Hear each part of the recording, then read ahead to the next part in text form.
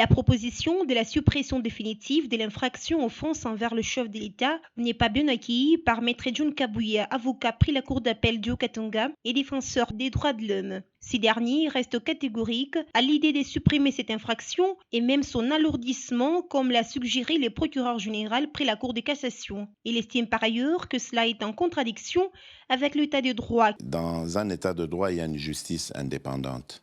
Ce n'est pas à l'individu Félix Tshisekedi de commencer à faire justice. Maître John Kabouya estime qu'il serait mieux de laisser les choses telles que prévues par l'ordonnance loi. Nous disons non, même par rapport à l'alourdissement ou à l'aggravation.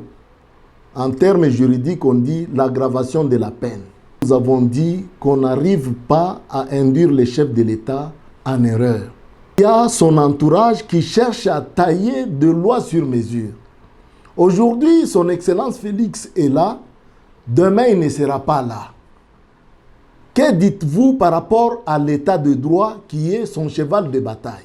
Nous prenons le cas de Jean-Marc Kabound, parce qu'il est traîné devant la justice pour outrage au chef de l'État. Vous savez que cette loi ne peut pas rétroagir par rapport à Jean-Marc Kabound, parce que la loi rétroagit en faveur d'un délinquant. Demain, l'UDPS ne sera pas au pouvoir.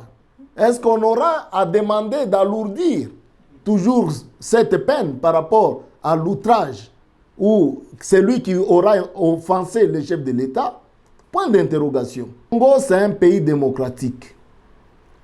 Il est vrai qu'on ne peut pas commencer à tailler des lois sur mesure.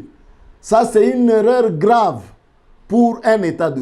Pour rappel, l'infraction d'offense au chef de l'État est prévue par l'ordonnance loi numéro 300 du 16 décembre 1963 relative à la répression des offenses envers le chef de l'État.